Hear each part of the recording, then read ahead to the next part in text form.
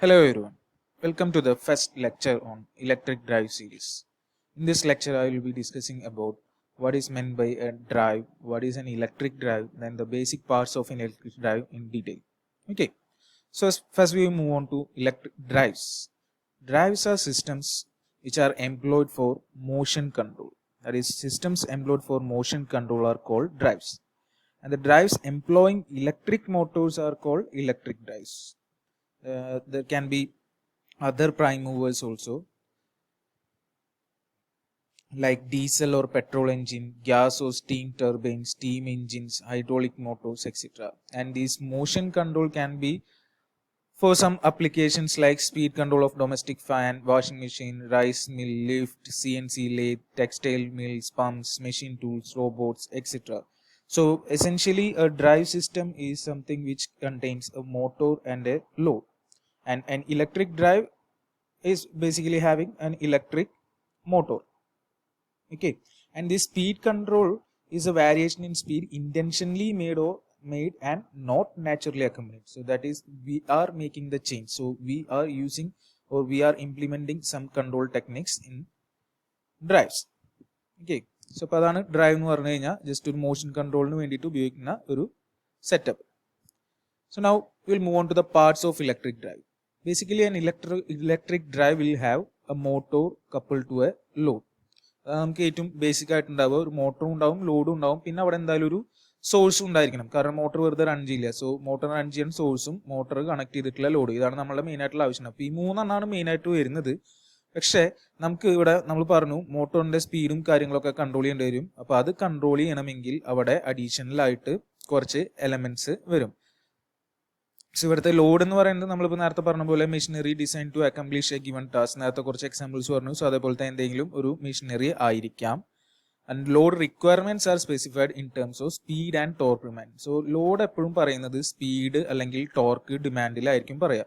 അപ്പോൾ അതുകൊണ്ട് തന്നെ അവിടെ നമ്മൾ യൂസ് ചെയ്യുന്ന motor having speed torque characteristics and capabilities compatible to the load requirement is chosen. അതായത് ലോഡിന്റെ സ്പീഡ് ടോർക്കാര മീറ്റ് ചെയ്യാൻ പറ്റുന്ന ഒരു മോട്ടോറിനെ വേണം ഇവിടെ നമ്മൾ എടുക്കാൻ വേണ്ടിയിട്ട്. ഓക്കെ, അപ്പൊ അതിനെ ജസ്റ്റ് ഒരു സോഴ്സ് വെച്ച് ഫീഡ് ചെയ്തുകൊണ്ട് കാര്യമില്ല. കാര്യം അവിടെ നമുക്ക് എന്താ സ്പീഡ് കൺട്രോൾ ഒക്കെ വരുത്തണമെങ്കിൽ, ടോർക്ക് കൺട്രോൾ വരുത്തണമെങ്കിൽ ഇടയിൽ ഒരു ഇന്റർമീഡിയറ്റ് ആയിട്ടൊരു പവർ മോഡുലേറ്റർ എന്ന് പറഞ്ഞിട്ടുള്ള ഒരു കോമ്പണന്റ് നമ്മൾ ആഡ് ചെയ്യേണ്ടത്. ഈ പവർ മോഡുലേറ്റർ ആണ് സോഴ്സ് നിന്ന് മോട്ടറിലേക്കുള്ള പവറിനെ ഫ്ലോ കൺട്രോൾ ചെയ്തിട്ട് നമ്മളുടെ ലോഡിന് റിക്വയർഡ് ആയിട്ടുള്ള സ്പീഡ് ടോർക്ക് ക്യാരക്ടറിസ്റ്റിക്സ് മോട്ടോറിൽ നിന്ന് കൊടുപ്പിക്കുന്നത്.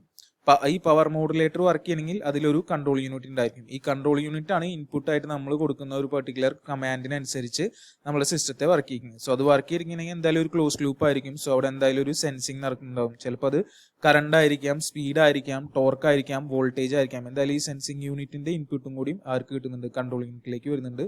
ഈ സെൻസിങ് യൂണിറ്റ് ഇൻപുട്ട് കമാൻഡ് നോക്കി കൺട്രോളർ അല്ലെങ്കിൽ കൺട്രോൾ യൂണിറ്റ് തീരുമാനിക്കും എങ്ങനെ ഓപ്പറേറ്റ് ചെയ്യണം എന്നുള്ളത്, സോഴ്സിൽ നിന്ന് പവർ മോട്ടറിലേക്ക് പോകുന്നത്. സോ അതിനനുസരിച്ച് പവർ മോഡുലേറ്റർ ഓപ്പറേറ്റ് ചെയ്യും. സോ ഇതാണ് ഇതിന്റെ ബേസിക് ഡയഗ്രാം എന്ന് അല്ലെങ്കിൽ ബ്ലോക്ക് ഡയഗ്രാം എന്ന് പറഞ്ഞു കഴിഞ്ഞാൽ. ഈ പവർ മോഡുലേറ്ററിന്റെ തന്നെ ഫംഗ്ഷൻസ് വേണമെങ്കിൽ നമുക്ക് കുറച്ചുകൂടി സ്പെസിഫിക് ആയിട്ട് പറയുകയാണെങ്കിൽ, ഒന്ന്, to modulate the flow of power from source to the motor in such a manner that motor is imparted speed torque characteristics as required by the load. അതാണ് ഒന്നാമത്തെ കാര്യം. അതായത് മോഡുലേറ്റ് ചെയ്യുക പവർ ഫ്ലോനെ, എവിടുന്ന് സോഴ്സിൽ നിന്ന് മോട്ടറിലേക്കുള്ള പവർ ഫ്ലോ മോഡുലേറ്റ് ചെയ്യുക. എന്തിനു വേണ്ടിയിട്ടാണ്? ലോഡ് റിക്വയർമെന്റ് കറസ്പോണ്ടിങ് ആയിട്ടുള്ള സ്പീഡ് ടോർക്ക് ക്യാരക്ടറിസ്റ്റിക്സ് മോട്ടറിന് കൊടുക്കാൻ വേണ്ടിയിട്ട്. And the second point is during transient operations such as starting, braking, speed reversal etcetera restrict the source and motor currents within permissible limits. അതായത് sudden changes വരുമ്പോൾ, transients വരുന്ന കേസുകളിൽ കറണ്ടിനെ ലിമിറ്റിൽ നിർത്തുക എന്നുള്ളത്, അതായത് സേഫ് ആയിട്ട് ഓപ്പറേറ്റ് ചെയ്യിക്കുക എന്നുള്ളതാണ്.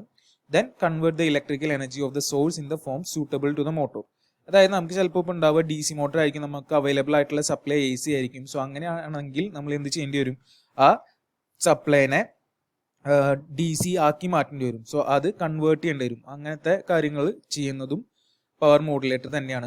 Then again select the mode of operation of the motor. ഏത് മോഡിലാണ് മോട്ടോർ ഓപ്പറേറ്റ് ചെയ്യേണ്ടത് എന്നുള്ളത് സെലക്ട് ചെയ്യുന്നതും അവർ തന്നെയാണ്, പവർ മോഡുലേറ്റർ ആണ്. അതായത് മോട്ടറിംഗ് ആണോ, ബ്രേക്കിംഗ് ആണോ, ഫോർവേഡ് മോട്ടറിംഗ് ആണോ, ഫോർവേഡ് ബ്രേക്കിംഗ് ആണോ എന്നുള്ളതൊക്കെ സെലക്ട് ചെയ്യുന്നത് പവർ മോഡുലേറ്റർ ആണ്. Then when the power modulator is employed mainly to perform function 3, it is more appropriately called as converter. അതായത് മൂന്നാമത്തെ ഫംഗ്ഷൻ ചെയ്യുകയാണെങ്കിൽ, കൺവേർട്ട് ആണ് ചെയ്യുന്നതെങ്കിൽ, എനർജീനെ കൺവേർട്ട് ചെയ്യുകയാണെങ്കിൽ കൺവേർട്ടർ എന്ന് വിളിക്കാം. ഓക്കെ, അതാണ് അവിടുത്തെ ഒരു ഇമ്പോർട്ടൻ്റ് ആയിട്ടുള്ള കാര്യം. And the control for power modulators are built-in control unit which usually operates at much lower voltage and power levels. അതായത് ഇതിന്റെ കൺട്രോളർ നേരത്തെ അവിടെ നമ്മൾ കാണിച്ചിരുന്നു, കൺട്രോൾ യൂണിറ്റ് അത് ലോ പവർ ആൻഡ് വോൾട്ടേജ് ലെവൽസിലാണ് ഓപ്പറേറ്റ് ചെയ്യുന്നുണ്ടാവുക. നെക്സ്റ്റ് സോഴ്സ്, ഏറ്റവും ആദ്യത്തെ എലമെന്റ് സോഴ്സ് എന്ന് പറയുന്നത്, source can be A C ആവാം, ഡി സി സപ്ലൈ ആവാം, ചിലപ്പോൾ റിന്യൂവബിൾ ആവാം. എ സി തന്നെ നമുക്ക് സിംഗിൾ ഫേസ് 50 ഹെർട്സും 3 ഫേസ് 50 ഹെർട്സും ഒക്കെ ഉണ്ട്. സിംഗിൾ ഫേസ് നമ്മൾ യൂഷ്വലി ഉപയോഗിക്കുക ലോ പവറിനാണ്, 3 ഫേസ് നമ്മൾ ഹൈ പവർ വരുമ്പോഴാണ് പോകുന്നത്. പിന്നെ അവിടെ ഒരു എക്സെപ്ഷൻ വരുന്നതെന്ന് പറഞ്ഞു കഴിഞ്ഞാൽ ട്രാക്ഷൻ, ഇലക്ട്രിക് ട്രാക്ഷന്റെ കേസിലാണ്. അവിടെ നമ്മൾ വ്യത്യാസം ഉണ്ട്. സിംഗിൾ ഫേസ് തന്നെയാണ് എന്തിനു ഉപയോഗിക്കുന്നത്, ഹൈ വോൾട്ടേജിന്റെ കേസിൽ അല്ലെങ്കിൽ ഹൈ പവറിന്റെ കേസിൽ ഉപയോഗിക്കുന്നത്. അതെന്തിനാന്ന് വെച്ച് കഴിഞ്ഞാൽ നമ്മളവിടെ യൂസ് ചെയ്യുന്നത് എന്തിനാ വെച്ച് കഴിഞ്ഞാൽ നമുക്ക് 3 ഫേസ് ആയി കഴിഞ്ഞാൽ അത്രയും കണ്ടക്ടേഴ്സ് വേണ്ടി വരും. സിംഗിൾ ഫേസ് ആണെങ്കിൽ ഒരു ഫേസും ന്യൂട്രലും മാത്രമേ വേണ്ടി വരുള്ളൂ. സോ അതുകൊണ്ട് അങ്ങനെ ഉപയോഗിക്കുന്നു. ഡി സിയും ഇതേപോലെ ഡിഫറെന്റ് ലെവൽസ് ഉണ്ട്. 110 ലോവർ ലെവൽസ് ഉണ്ട്, അപ് ടു 800 ആൻഡ് എബോവ് അതൊക്കെ വരുന്നുണ്ട്. റിന്യൂവബിളിന്റെ കേസിൽ ഇപ്പൊ നമുക്ക് പറയുകയാണെങ്കിൽ tidal, wind, solar, fuel cell, അങ്ങനെ ഡിഫറെന്റ് ഓപ്ഷൻസ് ഉണ്ട്. അതിൽ തന്നെ സിംഗിൾ ഒരു റിന്യൂവബിൾ കേസ് മാത്രം ഓപ്പറേറ്റ് ചെയ്യുന്നുണ്ടാവും. ഹൈബ്രിഡ്, അതായത് മിക്സർ ആയിട്ടുള്ളതും വെച്ചിട്ടുള്ളത്, റിന്യൂവബിളും നോർമലും വെച്ചിട്ടുള്ളതും ഉണ്ടായിരിക്കാം. സോ ഇതൊക്കെയാണ് അതിൽ വരുന്ന different types of sources. Then power modulators. So power modulator നമ്മളവിടെ പറഞ്ഞു, അതാണ് ഏറ്റവും ഇമ്പോർട്ടന്റ് ആയിട്ടുള്ള ഇതിന്റെ പാർട്ട് എന്ന് പറയുന്നത്. അതിന്റെ ഫംഗ്ഷൻസും നാളെ നമ്മളവിടെ ഓൾറെഡി പറഞ്ഞതാണ്. ഈ പവർ മോഡുലേറ്റർ തന്നെ വേണമെങ്കിൽ നമുക്ക് മൂന്നായിട്ട് ഡിവൈഡ് ചെയ്യാം. First one as converters, then second variable impedances, third switching circuit. So first converters എന്ന് പറഞ്ഞാൽ നമ്മൾ നേരത്തെ പറഞ്ഞാൽ മൂന്നാമത്തെ ഫംഗ്ഷൻ ആണ്. അതായത് converts electrical energy of the source in the form suitable to the motor. Electrical എനർജിനെ കൺവേർട്ട് ചെയ്യുന്ന ആളാണെങ്കിൽ അതിനെ കൺവേർട്ടർ എന്ന് പറയാം. സോ ആ കൺവേർട്ടർ തന്നെ ഡിഫറെന്റ് ടൈപ്സ് അവൈലബിൾ ആണ്. അതിൽ ഏറ്റവും ബേസിക് ആയിട്ട് വരുന്നതാണ് എ സിനെ ഡി സി ആക്കുന്ന കേസ്, റെക്ടിഫയർ എന്നുള്ള രീതിയിലാണ് നമ്മൾ പറയാം. അത് തന്നെ കൺട്രോൾഡും അൺകൺട്രോൾഡും ഒക്കെ ഉണ്ട്. ഡയോഡ് യൂസ് ചെയ്യുകയാണെങ്കിൽ അതിന് അൺകൺട്രോൾഡ് റെക്ടിഫയർ എന്ന് പറയാം.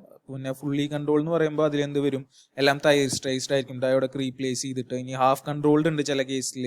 ഹാഫ് കൺട്രോൾ എന്ന് പറഞ്ഞു കഴിഞ്ഞാൽ രണ്ടും ഉണ്ടായിരിക്കാം, ഡയോഡും ഉണ്ടാവാം, പകുതി ഡയോഡ് ആയിരിക്കും, പകുതി തൈറിസ്റ്റർ ആയിരിക്കും. പിന്നെ വേറെ കേസ് വരുന്നത് ഇപ്പൊ നമുക്ക് ഫിക്സഡിന്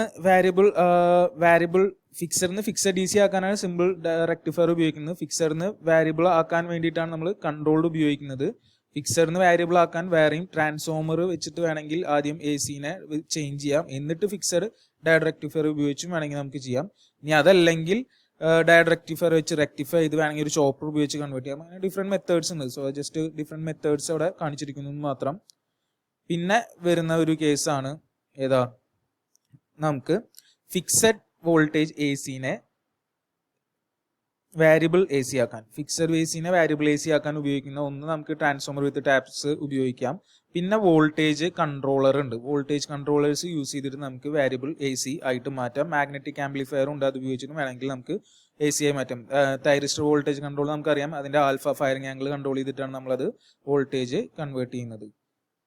പിന്നെ വരുന്നവരനാണ് ഫിക്സഡ് ഡി സിനെ വാരിയബിൾ ഡി സി ആക്കാൻ. നമുക്ക് അറിയുന്നതാണ്, ചോപ്പർ ഉപയോഗിച്ചാൽ മതി. Simple switching circuits, type A, type B, അങ്ങനെ ഡിഫറെന്റ് ടൈപ്സ് ഓഫ് ചോപ്പേഴ്സ് ഉണ്ട്. അത് ഉപയോഗിച്ച് കഴിഞ്ഞാൽ നമുക്ക് വാരിയബിൾ ഡി സി ആക്കാം.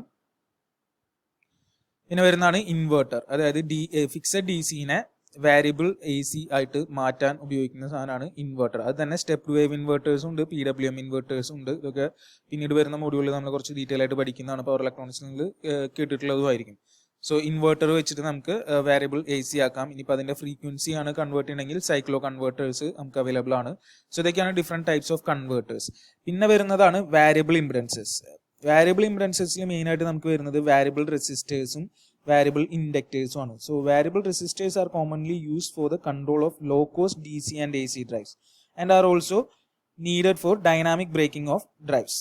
Okay, and inductors usually in 2 steps. രണ്ട് സ്റ്റെപ്പിൽ inductors are employed for limiting the starting current of AC motors. So അതിനു വേണ്ടിയിട്ടാണ് ഇൻഡക്ടേഴ്സ് യൂസ് ചെയ്യുന്നത്. അതേപോലെ പിന്നെ ഒരെണ്ണം കൂടി വരുന്ന കേസാണ് സ്വിച്ചിങ് സർക്യൂട്ട്സ് എന്ന് പറയുന്നത്. സോ സിമ്പിൾ സ്വിച്ചിങ്ങിന് നമ്മൾ എന്ത് ഉപയോഗിക്കാറുണ്ട്, ഈ പവർ മോഡുലേറ്റർ ഉപയോഗിക്കുന്നുണ്ട്. അങ്ങനെയാണെങ്കിൽ എന്തിനാണ് ഉപയോഗിക്കുന്നത് വെച്ച് കഴിഞ്ഞാൽ ഈ പറയുന്ന ചില ഏതെങ്കിലും ഫംഗ്ഷൻസിന് വേണ്ടിയിട്ടായിരിക്കാം.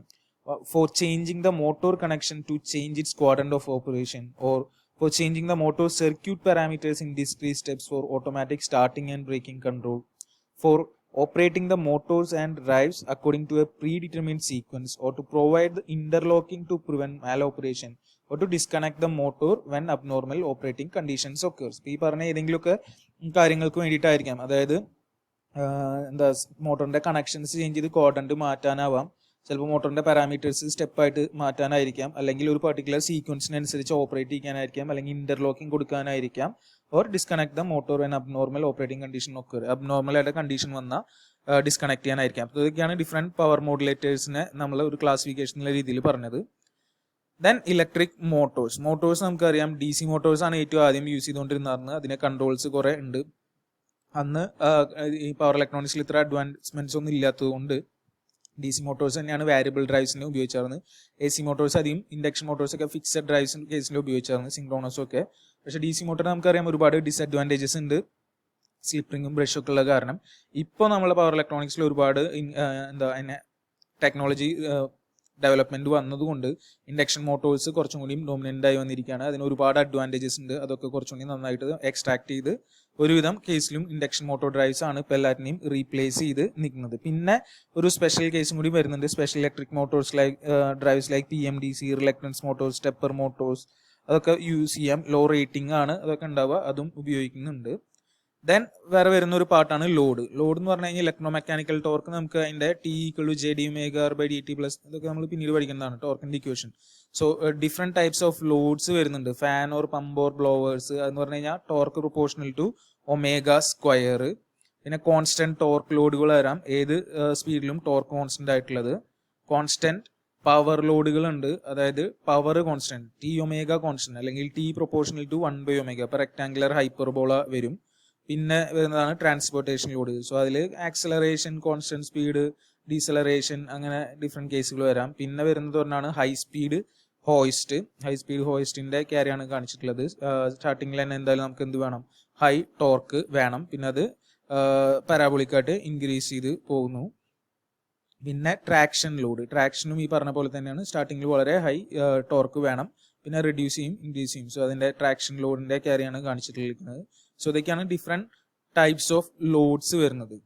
പിന്നെ ഉള്ളതാണ് അതിലത്തെ കൺട്രോളർ. സോ കൺട്രോളർ എന്ന് പറഞ്ഞു കഴിഞ്ഞാൽ controller does some sort of energy management between the input and output. Controller എന്ന് പറഞ്ഞു കഴിഞ്ഞാൽ ഒരു എനർജി മാനേജ്മെന്റ് ആണ് ചെയ്യുന്നത്. അതിന് വരുന്ന ഇൻപുട്ട് സിഗ്നലിനും ഔട്ട്പുട്ട് ജനറേറ്റ് ചെയ്യുന്ന ഔട്ട്പുട്ട് നമ്മളൊരു എനർജി മാനേജ്മെന്റ്, എന്തോ ഒരു എനർജി മാനേജ്മെന്റ് ചെയ്യുന്ന ആളാണ് കൺട്രോളർ എന്ന് പറയുന്നത്. Controllers can be of linear or non linear. Linear controller ഉണ്ടാവും, നോൺ ലീനിയർ ഉണ്ടാവും. Linear controller assumes that the entire system can be represented by a single transfer function or a single state space model. ഒരൊറ്റ single transfer function അല്ലെങ്കിൽ single state space model എന്നുള്ള രീതിയിൽ വെച്ച് ചെയ്യുന്നതാണ് ഏതാ linear controller. Conventional controllers like pole placement മെത്തേഡൊക്കെ ആണെങ്കിൽ ഉപയോഗിക്കുന്നത്. പിന്നെ ഒരെണ്ണം വരുന്നതാണ് നോൺ ലീനിയർ എന്ന് പറഞ്ഞു കഴിഞ്ഞാൽ നോൺ ലീനിയർ ആണ് സിസ്റ്റം ഉണ്ടാവുക.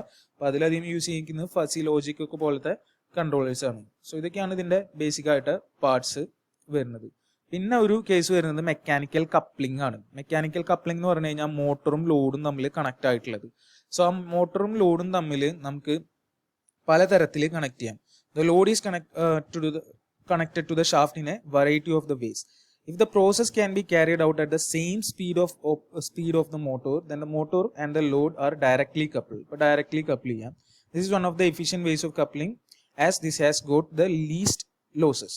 Then if the speed requirement at the load side is of larger speed range starting from a few hundreds of RPM to the no load speed of the motor, then a suitable power converter is compulsorily connected to the motor input for variable speed operation. അപ്പോൾ നമുക്ക് converter എന്തായാലും ഉപയോഗിച്ചേ പറ്റുള്ളൂ. Then again there are a class of processes which require or demand a low speed operation. If an electric motor is manufactured exclusively for low speed operation, it is observed that the size, volume and hence the cost of the motor is very large. അപ്പോൾ നമ്മൾ law സ്പീഡിന് design ചെയ്ത് കഴിഞ്ഞാൽ അതിന്റെ cost ഒക്കെ ഭയങ്കരമായിട്ട് കൂടും. So അതുകൊണ്ട് നമ്മൾ അവിടെ ഉപയോഗിക്കുക ഗിയർ സിസ്റ്റോ, ബെൽറ്റ് സിസ്റ്റോ, ചെയിൻ സിസ്റ്റോ ഒക്കെ ഉപയോഗിച്ചിട്ടാണ് നമ്മൾ എന്ത് ചെയ്യുന്നത്, സ്പീഡ് റെഡ്യൂസ് ചെയ്യുന്നത്. സോ ഇതൊക്കെയാണ് ഡിഫറെന്റ് കപ്ലിങ്സ് വരുന്നത്. Okay, thank you.